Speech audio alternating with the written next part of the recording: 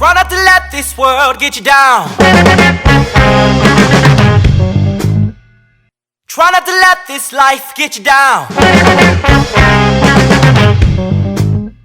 Try to not let yourself get you down.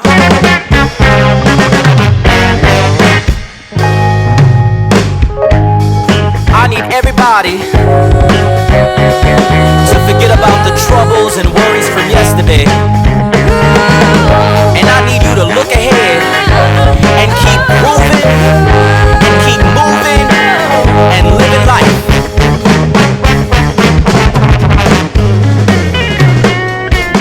I said keep on living. Sometimes life gets you down, so you calm down on yourself. Don't give up, just push on.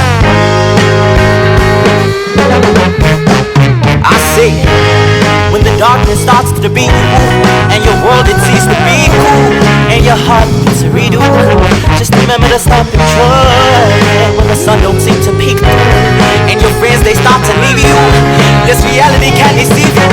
Just remember it all works out in the end. I know if I can stop you, then I'm gonna show it. I pass it around like the loud moment. I gotta dance, I gotta move, I gotta dance. I know if I can stop you, then I'm gonna show it. I pass it around like the loud moment. I share the Lord, that's because I'm still alive. Yeah. We're here! We made it to London, guys. The Ancillary explorers have landed. Yes. We're here in London, and as you can tell, it is a rather busy day. It's gorgeous. It is a rather warm day, actually, too, from what we're understanding from London. It's about like 25 degrees Celsius, which is pretty warm if you want to look that up in Fahrenheit. Great trip here, and we can't wait to start digging in and exploring all the things that you guys have given us. So thank you so much for your questions, and let's go see what we can find out. Come on.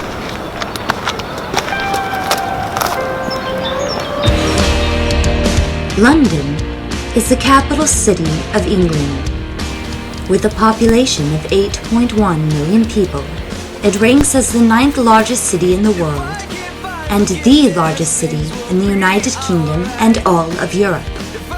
Great Britain's London functions under a constitutional monarchy in which the current reigning queen is Queen Elizabeth II.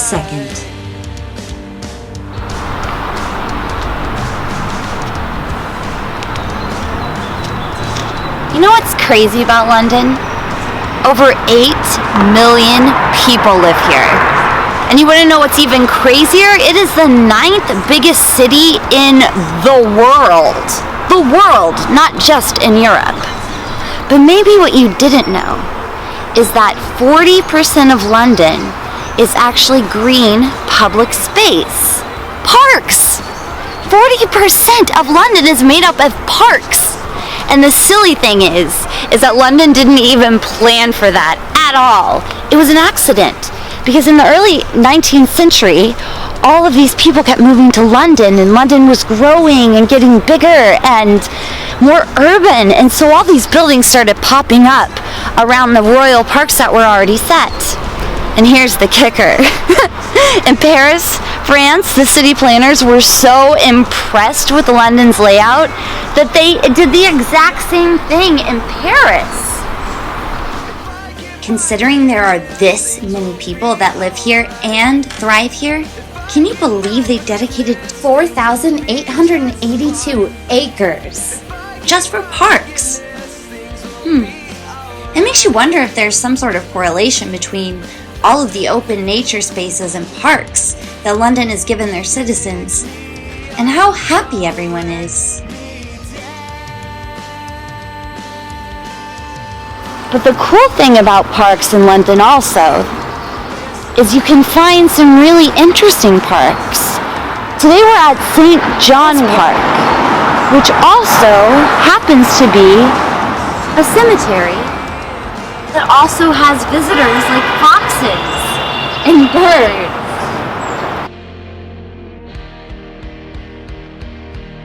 And while it's kind of an overcast day, and it is a cemetery and it feels a little eerie, It's actually really beautiful.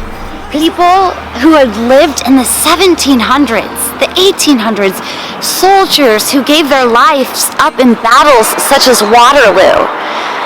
Something pretty beautiful about a park surrounded by so much life, birds and purple flowers. I don't know.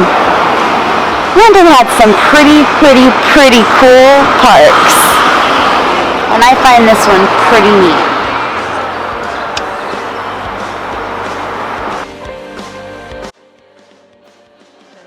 We're in London, and they're trying to stop climate chaos.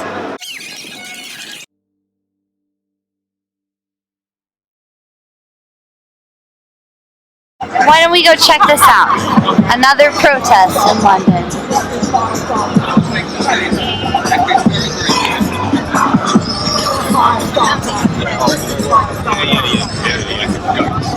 I think it's nice.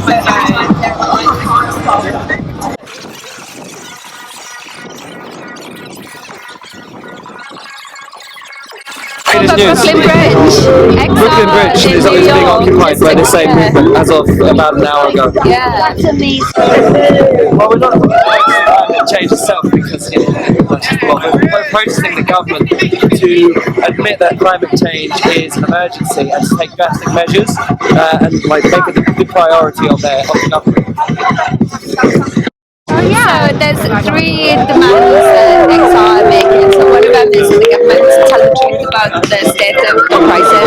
The second one is that they commit to make zero carbon emissions by 2025. And then the third one is that there's people's assembly to oversee the work because they don't trust the government will actually stick to what they say they're going to do. So those are the three things that XR. Yeah, Extinction Rebellion, XR for sure. Yeah. Which is so appropriate because that's what's happening. Polar bears are dying and no one's talking about it. Yeah, exactly. Well, human beings will die out at this rate in future. I'm not sure what the statistics are, but it's already to do all the extinctions, including human beings and the other animals. They issued the Declaration of Rebellion in October, November, I believe.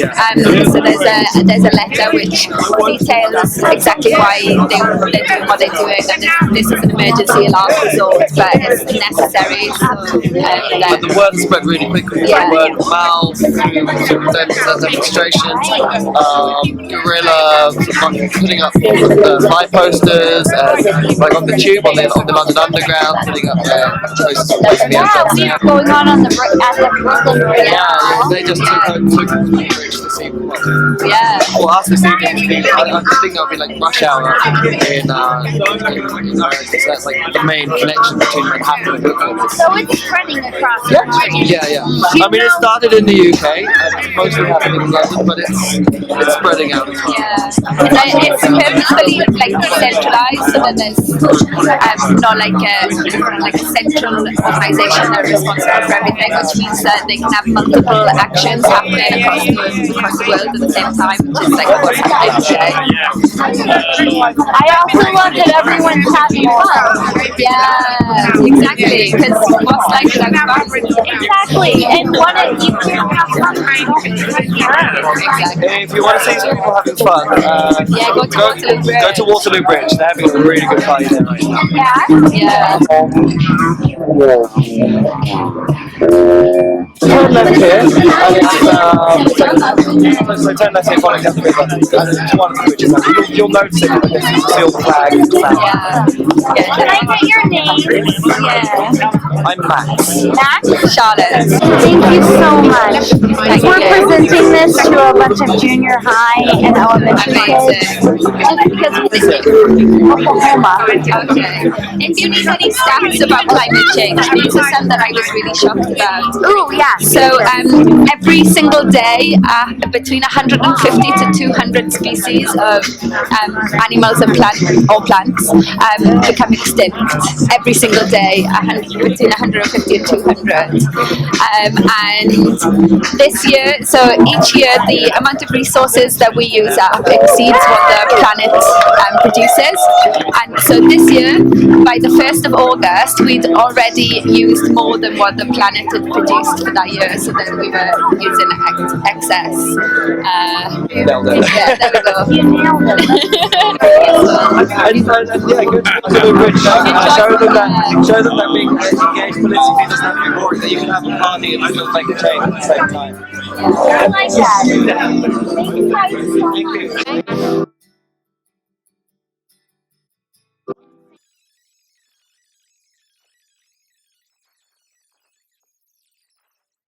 Okay, so I'm Emily Ahmed, and this is Cody Ahmed. It's E-M-I-L-Y and then A-H-M-E-D, and his name is C-O-D-Y-A-H-M-E-D. So I'm born and bred in London, but my mum's family are Mexican-American and my dad's family English. Fabulous. Okay. Well, could you kind of tell us your thoughts about some of the things that are going on in the world, and particularly some of the stuff you've heard about going on in America? I suppose, especially what's going on in London today is, or this week, is the rebellion around climate change, and there's, that's something that is here. That's a global problem that we all need to be thinking about. The majority of Americans are probably very aware of climate change and a lot of the world problems, but to have a president of such an enormous power to basically deny it is not just scary, but it basically puts our future in jeopardy. And when you have children, I think that makes it even more real. Have you got a message? We say the message for America, yeah? And then we show them, have a look at the pony. So, yes, our message for America is keep strong, and you will get there. And the most important thing is that everybody comes together. And I think so. I feel that because of my family and for his family. So I'm British, but I'm also Mexican American. My mum's Mexican American, Native American, Mexican American. My husband is Bangladeshi Irish, and I think my kids, they encompass the world, and we think that we should move forward as a world, not as individual countries or individual people.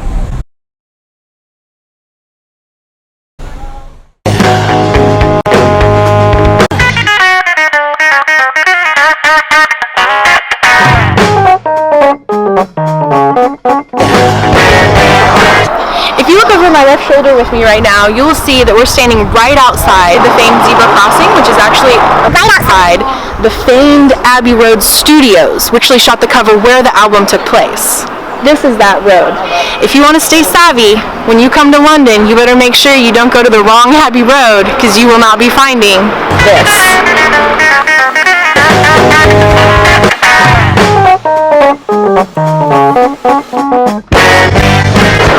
I am so blown away right now. You know that globally, the world spends over $1.7 trillion on military spending. And in America alone, we're spending over $54 billion. And yes, safety is important. Yes, protecting our countries and our rights are important. $1 trillion to be spent on. One of the things I keep seeing that people are writing are about healthcare and education, poverty, peace, schools, equality, healthcare, helping the foster kids system, the homeless, jobs for youth, saving the environment. But I think the thing that I'm most impressed with, this group of amazingly strong women, stepping up for what they believe in and making a noise and trying to change things, that's what America's about. And that is what you guys have the opportunity to do the more you learn and grow. You guys can make changes, just like these women are. My name's Caroline. Can you spell it for me, Caroline? C-A-R-O-L-I-N-E. Where are you originally from, Caroline? England. England? And what are you guys doing out out here today? Can you just kind of tell us what's going on?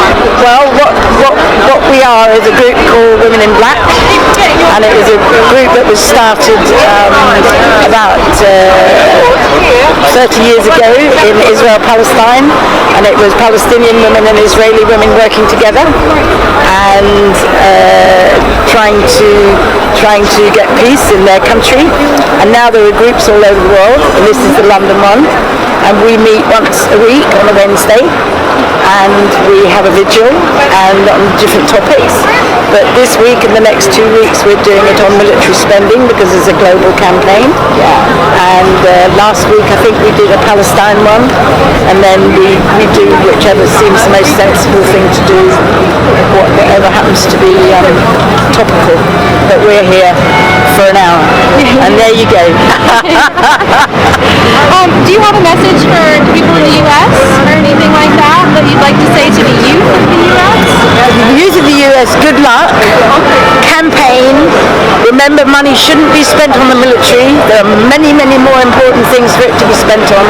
And the problems of the world are largely to do with armaments, to do with people not talking to one another and solving their problems by discussion and by talk. They send in armies, and we all know how dreadful that is. So good luck to the youth of America. Very good luck to you all. Thank you, Caroline. Okay. We appreciate it so much. It's a bottle and a packet day. Never could fake the scars away. No matter where I think you may have been, the thought of you brings it down. And after we've seen all these protests and all of these moments since we've been here in London with people talking about and trying to create change and the things that they're trying to do. So as you all know, in the 60s the Beatles were very heavy into being outspoken about the world and the things that were going on in the world. And now, decades later, Londoners are still protesting and trying to bring awareness about the things going on and the issues going on in the world. How can we not be proud of what some people across the world are doing? We're about to experience walking across the very road that the Beatles started their revolution in the 60s. And the Londoners are still continuing today. How cool is that? Here's to another. Counterculture and all of the things that happened back then were so important, and Londoners today are still trying to spread messages of awareness and positivity and love. And for me, Abbey, being able to be here and actually experience Abbey Road is a connection to a movement that is much greater than a lot of things going on. And I hope you guys enjoyed it just as much as I did, because the Beatles started a revolution. We need to continue that revolution. And here it is, Abbey Road Studios. This is where the Beatles actually wrote and produced their Abbey Road record, which is now the famed iconic cover that we just crossed.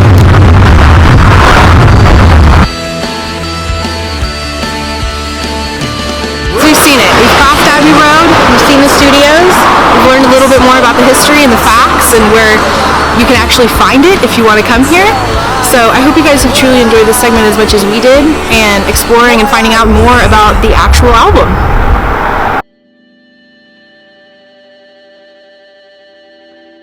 Do you know what's behind me?